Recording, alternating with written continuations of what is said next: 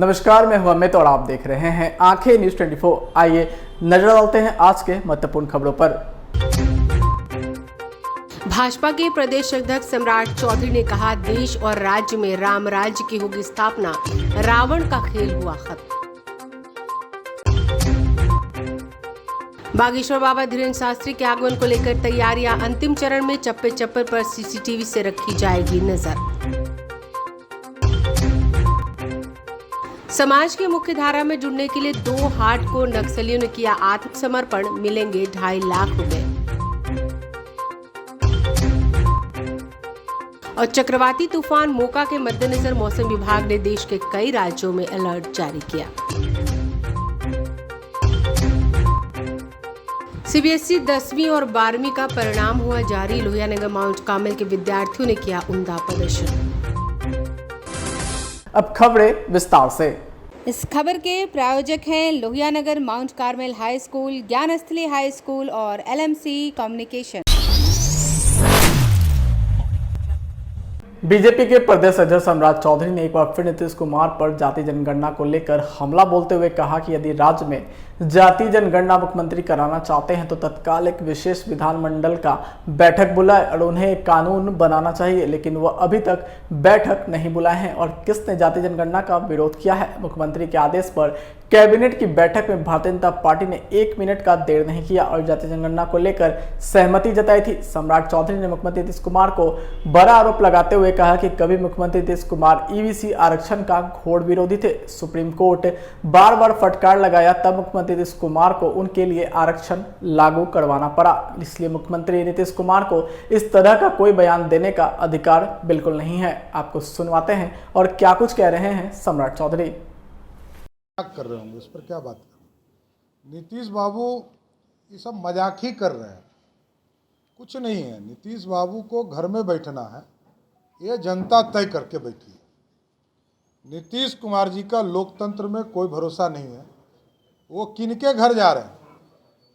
जो one man party है, कोई लोकतांत्रिक पार्टी नहीं। और एक बड़ा पोल खुल गया कि ये लोग तीसरा मोर्चा बनाना चाहते हैं। कांग्रेस तो आउट, तो कांग्रेस पार्टी तो इसमें है ही नहीं, तो थर्ड मोर्चे की बात कर रहे हैं। जो नवीन पटनायक जी ने कहा कि तीसरे मोर्चे का कोई विकल्प नहीं, इसलिए ये राजनीति नीतीश बाबू अपने घूम रहे हैं बिहार सरकार के पैसे से, इससे अधिक और कुछ नहीं। तेजस्वी यादव साथ में हमें राहत मिलेगी और हम जातीय गणना जरूर नहीं, एकदम। मैं तो साफ तौर पर कहता हूँ, विधानसभा का सत्र बुलाइए नीतीश कुमार जी, क्यों नहीं बुलाते? कानून बनाना चाहिए। और किसने विरोध किया ये तो बताइए। 1 पेज के कैबिनेट नोट में नीतीश कुमार जी के प्रस्ताव को हम लोगों ने सहमति दिया, भाजपा के लोगों ने। इनको बोलने का कोई नैतिक अधिकार नहीं है। नीतीश कुमार जी इसी तरह ईबीसी के आरक्षण के विरोधी थे। सुप्रीम कोर्ट बार बार समझा रहा था, और जब सुप्रीम कोर्ट ने बार बार फटकार लगाया हाई कोर्ट ने, तब इनको करना पड़ा। इसलिए नीतीश कुमार जी को कोई नैतिक अधिकार नहीं है इस तरह का बयान देने का। और जहाँ तक मामला है जातीय जनगणना का, हम लोग तो कैबिनेट में बैठकर, नीतीश कुमार ने यदि तैयारी नहीं किया था तो हम क्या कर सकते हैं भाई? उन्होंने प्रस्ताव लाया और हम लोगों ने सहमति दिया। 25 जून 2022 को राजद कैबिनेट में नहीं थी, भारतीय जनता पार्टी कैबिनेट में थी।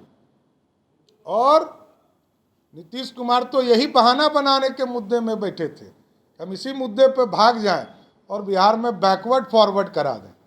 अरे हम लोग तो सब दिन, भाजपा के लोग तो सभी वर्ग को जोड़ना चाहते हैं। ये राजद थोड़ा है कि 15 साल किसी को आरक्षण नहीं दिया। भाजपा के लोगों ने सबके आरक्षण की चिंता की है।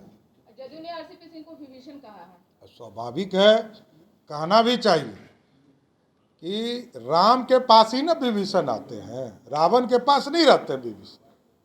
तो राम के पास विभीषण आ गए। अब राम राज की स्थापना होगी और रावण का सर्वनाश होगा।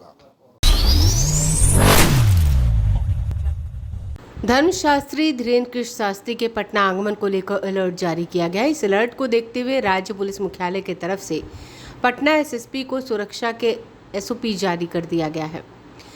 एडीजी पुलिस मुख्यालय जितेंद्र सिंह गंगवार के मुताबिक धीरेन्द्र शास्त्री को पर्याप्त सुरक्षा दी जाएगी। आयोजन स्थल पर भी भीड़ को देखते हुए सुरक्षा कर्मियों को तैनात किया जाएगा। सुरक्षा बेहतर हो, इसको लेकर आयोजनकर्ताओं के साथ पुलिस पदाधिकारियों की बैठक हो चुकी है और सुरक्षा घेरे से लेकर आयोजन स्थल और आसपास की भीड़ का आकलन करते हुए पुलिस कर्मियों को तैनात किया जाएगा। यातायात पुलिस कर्मियों की भी तैनाती कर दी गई है। आयोजन के दौरान सीसीटीवी के जरिए भी नजर रखी जाएगी।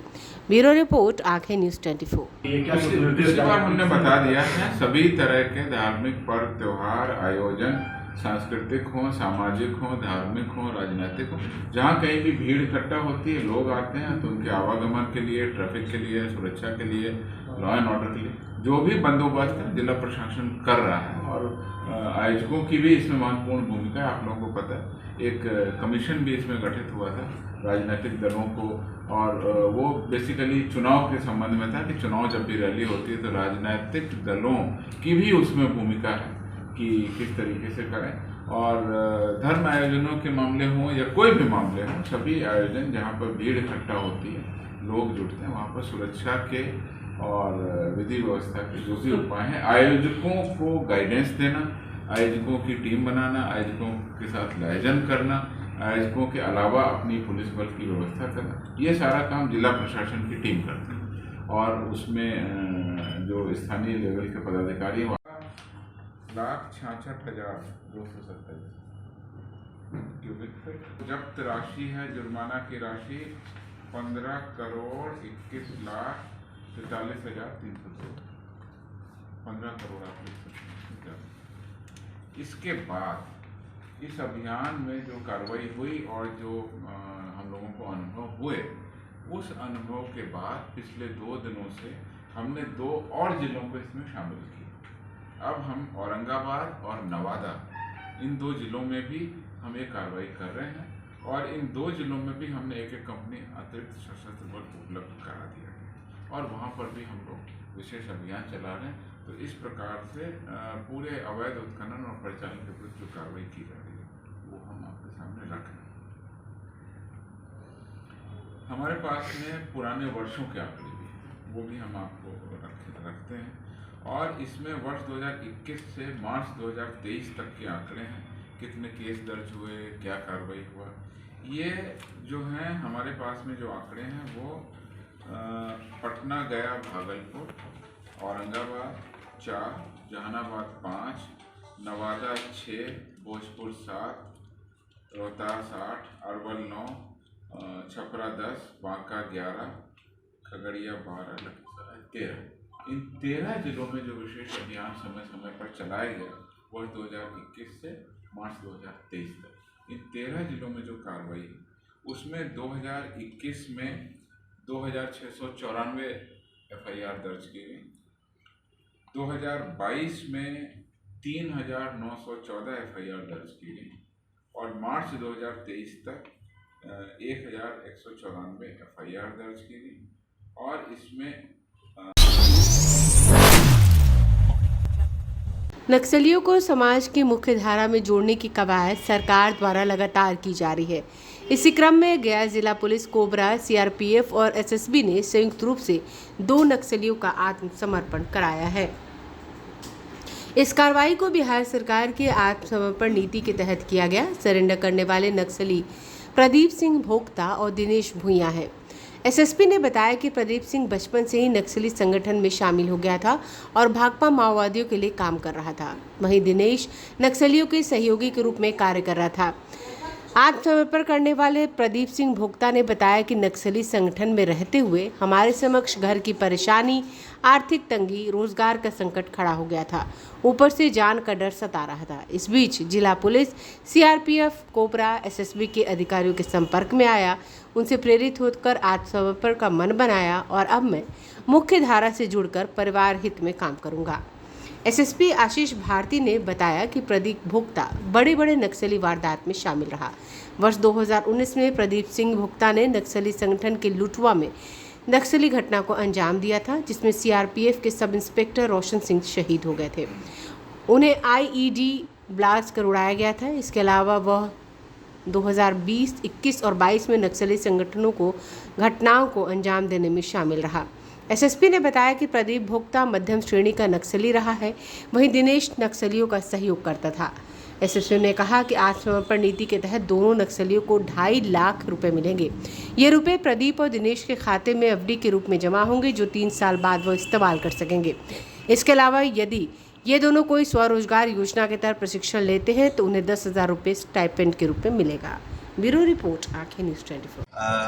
गया जिले में गया पुलिस तथा विभिन्न सुरक्षा बलों के द्वारा, जिसमें सीआरपीएफ 159 बटालियन, सीआरपीएफ की कोबरा बटालियन तथा एसएसबी की 32 बटालियन के द्वारा यहाँ पर लगातार नक्सलियों के विरुद्ध लगातार कार्रवाई की जा रही है।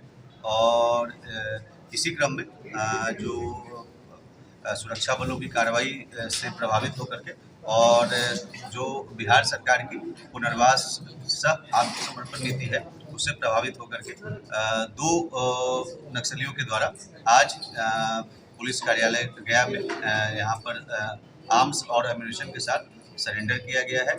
ये जो 2 जिन्होंने सरेंडर किया है इनके नाम है प्रदीप सिंह भोक्ता उर्फ नीरज तथा दिनेश भुइयाँ उर्फ उमेश उर्फ मिट्ठू। ये जो दोनों नक्सली हैं ये पूर्व में गया जिले में कई मामलों में ये शामिल थे और साथ ही साथ गया जिले के अलावा औरंगाबाद तथा अन्य जो झारखंड से भी पता किया जा रहा है कि झारखंड में कुछ किन घटनाओं में ये शामिल रहे हैं। जो महत्वपूर्ण मामले हैं वो वर्ष 2019 में चकरबंदा पहाड़ी पर जो नक्सलियों का एक बड़ा समूह वहाँ पर इकट्ठा हुआ था, तो उसमें पुलिस के द्वारा कोबरा 205 बटालियन के द्वारा तथा एसटीएफ और एसएसबी के द्वारा उस समय अभियान चलाया गया था। लेकिन उस अभियान के दौरान नक्सलियों के द्वारा एक आईईडी ब्लास्ट किया गया था, जिसमें कोबरा के एक जो सब इंस्पेक्टर हैं वो शहीद हुए थे। और उस मामले में काफ़ी फिर उसके बाद जब कार्रवाई की गई थी तो सभी नक्सली पीछे हट गए थे और जान बचा करके भाग गए थे। इस मामले में दर्जनों की संख्या में आईडी को वहां से बरामद किया गया था और नक्सलियों द्वारा इस्तेमाल किया जाने वाला बहुत सारा सामान भी बरामद किया गया था, जिस संबंध में लुटवा थाना कांड संख्या 1/19 दर्ज है। इसके अलावा लुटवा थाना के नागोबार में भी वर्ष 2019 में मई माह में 17/5/2019 को नक्सलियों का एक समूह देखा गया था, जिसपे सुरक्षा बलों के द्वारा जब वहां पर कार्रवाई की गई थी तो उसमें एक नक्सली मारा गया था और घटनास्थल से भारी संख्या में हथियार और कारतूस बरामद हुए थे, जिस संबंध में लुटवा थाना कांड संख्या 6/19 दर्ज है। इसके अलावा वर्ष 2018 में डुमरिया में नक्सलियों का जो एक समूह जब देखा गया था तो फिर उस समय पुलिस के द्वारा और अन्य जो सुरक्षा बल 205 कोबरा बटालियन तथा सीआरपीएफ के द्वारा जब वहाँ पे कार्रवाई किया गया था तो नक्सलियों के द्वारा पुलिस और सुरक्षा बलों पर फायरिंग किया गया था। परंतु उसके बाद जब सुरक्षा बलों के द्वारा वहाँ पर जवाबी कार्रवाई की गई तो नक्सली सब वहाँ से भाग गए थे और वहाँ से काफ़ी संख्या में आईडी और अन्य जो सामान है उसको बरामद किया गया था, जिसको विनष्ट किया गया था, जिस संबंध में डुमरिया थाना कांड संख्या 55/18 दर्ज है। इसी प्रकार से वर्ष 2022 में पिछले वर्ष लुटवा थाना में हरदिया के पहाड़ी इलाका में जो नक्सलियों का एक जत्था जब वहाँ पे देखा गया था तो पुलिस के द्वारा उस पर कार्रवाई की गई थी तो नक्सली भाग गए थे, लेकिन वहाँ से AK-47 और अन्य हथियार और कारतूस बरामद हुआ था। इस संबंध में लुटवा थाना कांड संख्या 5/22 दर्ज है।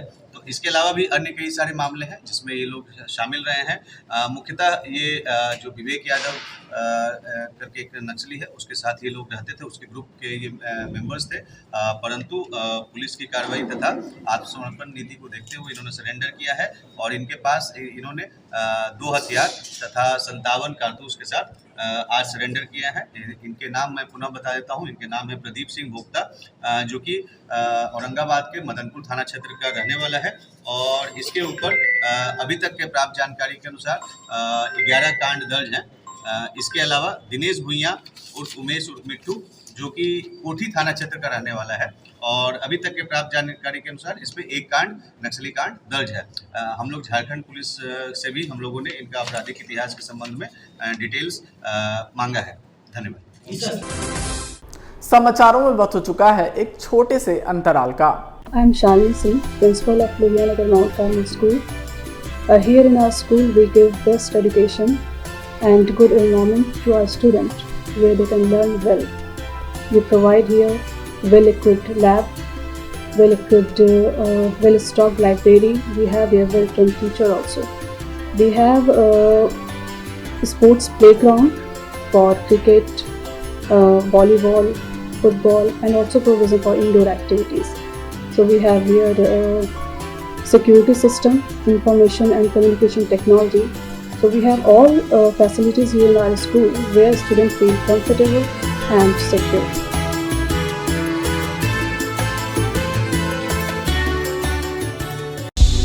क्या आप पत्रकारिता के क्षेत्र में अपना कैरियर बनाना चाहते हैं? तो आज ही royal Ashoka institute of mass communication and journalism में अपनी जगह सुनिश्चित करें। आर्यभट्ट ज्ञान विश्वविद्यालय पटना से मान्यता प्राप्त 100% प्लेसमेंट के साथ royal Ashoka institute of mass communication and journalism नामांकन जारी है।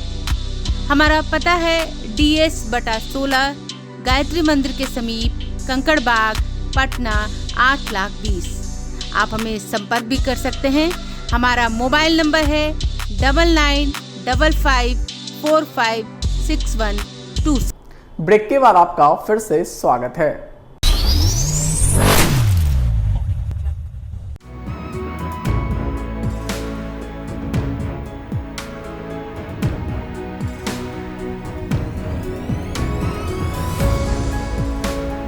देश के कई राज्यों में मई के महीने में सूरज की तपिश बढ़ती जा रही है। दिल्ली NCR समेत देश के कई हिस्सों में पारा बढ़ने लगा है। यूपी, बिहार, पश्चिम बंगाल जैसे कई राज्यों में भीषण गर्मी पड़ने से लोगों का घरों से निकलना मुश्किल हो गया है। इस बीच दक्षिण पूर्व बंगाल की खाड़ी पर चक्रवाती तूफान मोका का खतरा बढ़ता जा रहा है। इसे लेकर भारतीय मौसम विभाग ने अलर्ट जारी कर दिया है।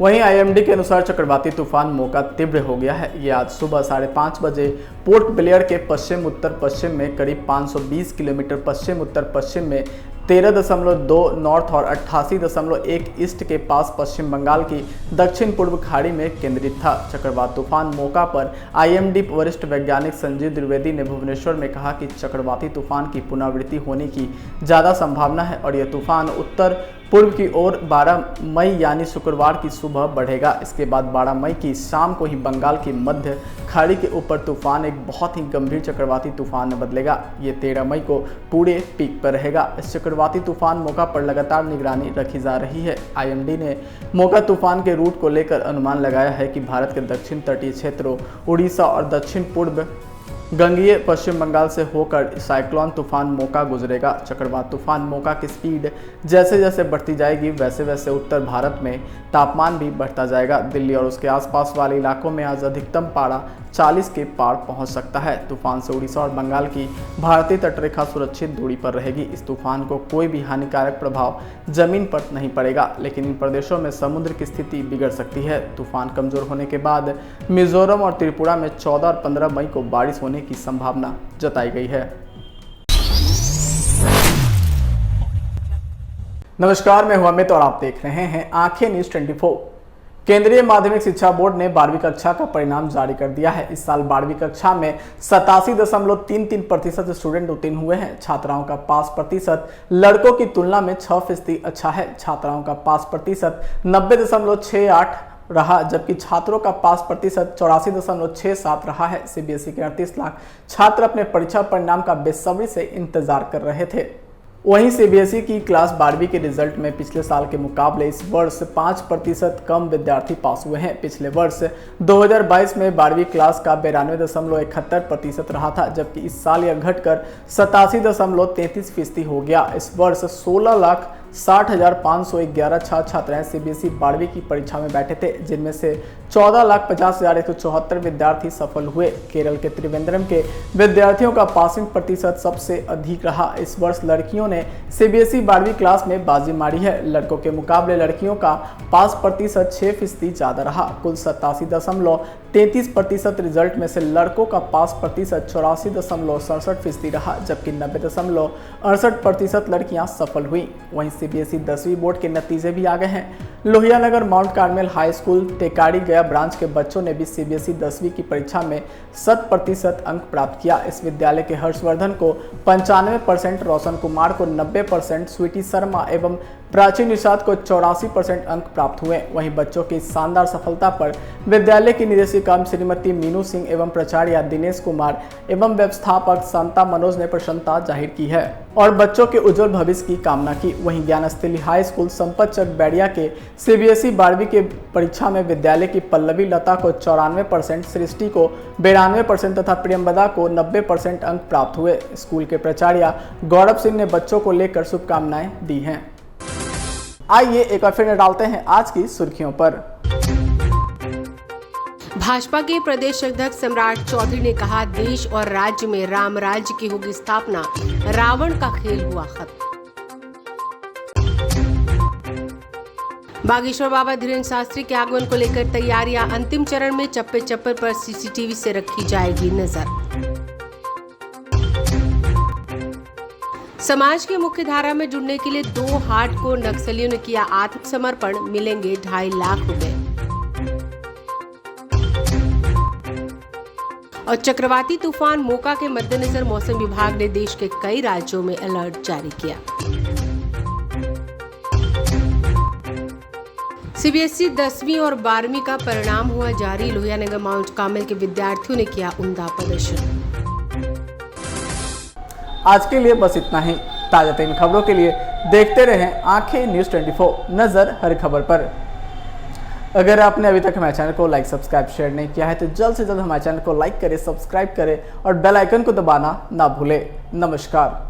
इस खबर के प्रायोजक हैं Lohianagar mount Carmel high school, Gyansthali high school और LMC कम्युनिकेशन।